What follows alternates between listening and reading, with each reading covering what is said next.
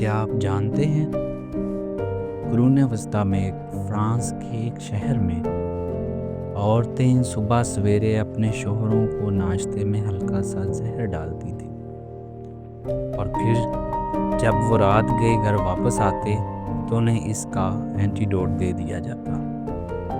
اس لیے اس زہر سے کوئی نقصان نہیں ہوتا تھا، اور اگر مرد گھر نہ آنے کی وجہ سے کہیں اور ہوتے تھے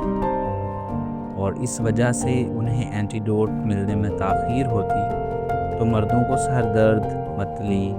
سانس لینے میں دشواری، افسردگی، الٹی ہو جاتی۔ جتنا آدمی گھر سے دور ہوتا تھا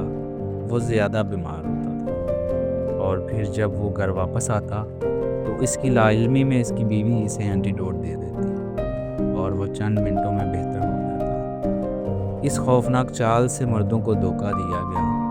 کیونکہ وہ تصور کرتے تھے کہ گھر سے دور رہنے سے انہیں تکلیف اور ڈپریشن ہوں گے، تو وہ اپنے گھروں اور بیویوں سے منسلک ہو